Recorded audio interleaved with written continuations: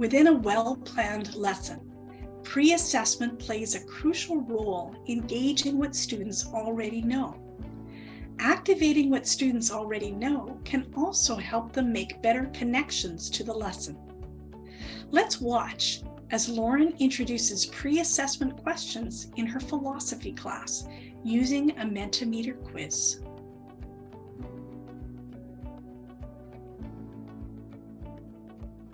Right, folks, great to have you here this morning. We have another really fun class in store.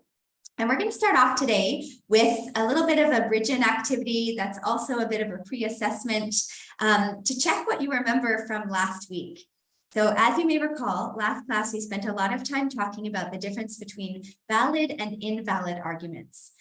Now, this was really tricky, right? Do folks remember that we had to really spend some time wrapping our head around this?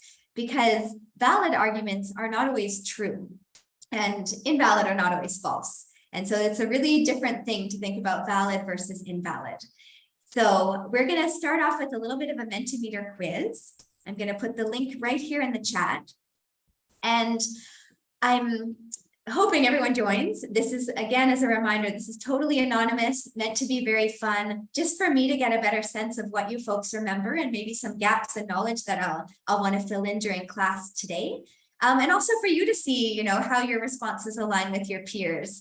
And just note, I have made these a little bit tricky. So do not fear if you get one or two wrong. This is just a fun way of doing this together. So there we go. I'm going to share my screen and you folks can go to the link and log in.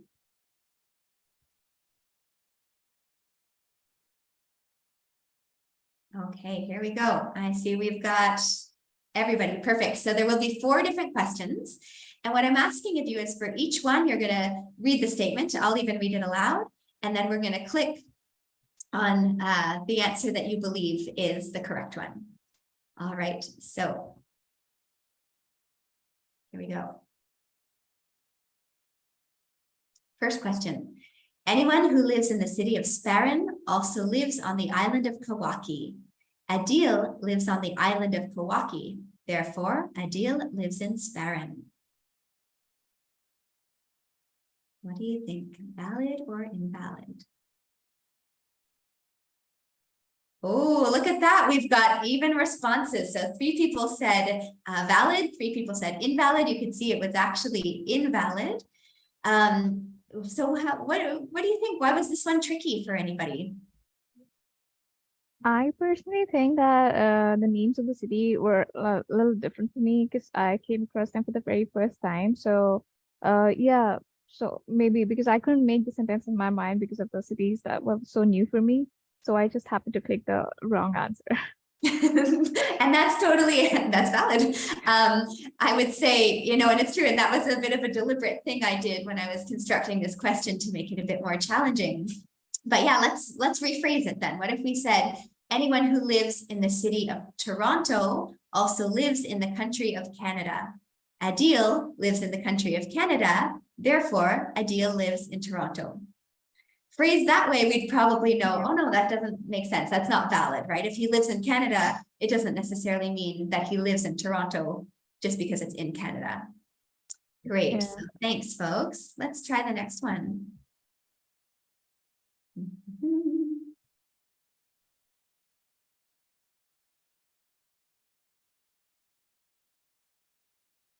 All right, here's question number 2.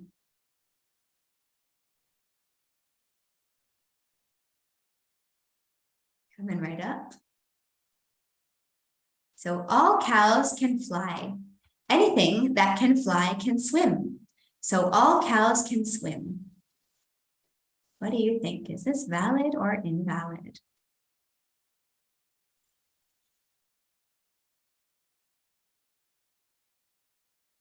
All right. Oh, looks like the majority here got this right. So yes, this is a valid argument, right? If we think all cows can fly, we'll take that as a truth. Again, not true, but valid. All cows can fly. Anything that can fly can also swim. So all cows can swim. If we follow this logic, which again is not based in reality as we know it, it does lead to a valid argument. Thanks, folks. Let's go to the next one. Here's question number 3. Hassan loves Fatima. Fatima loves Rafi. Therefore, Hassan loves Rafi. Is this valid or invalid?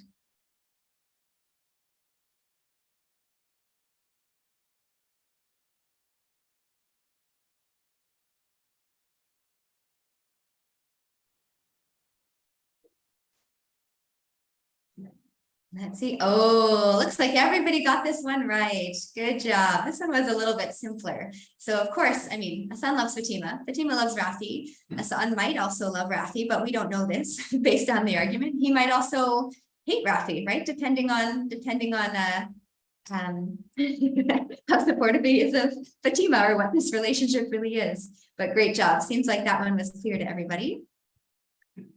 Next one coming right up. Here we go. There were only 2 rabbits in the room last week. No rabbits have left the room since then. Therefore, there are only 2 rabbits in the room right now.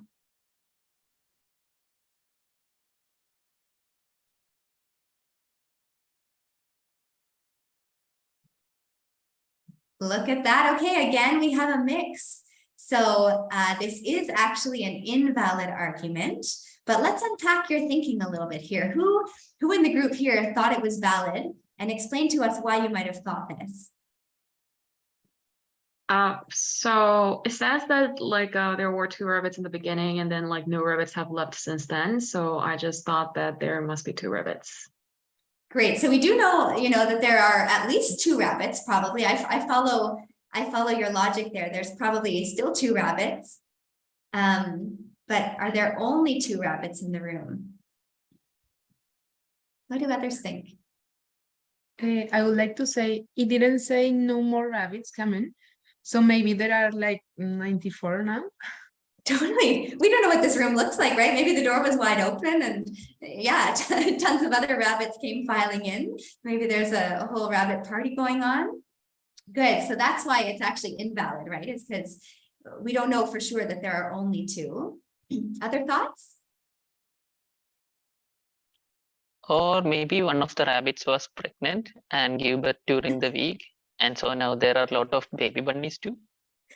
Totally possible too, right? Maybe no other rabbits technically came in through the door or however else, but maybe one of the 2 was pregnant.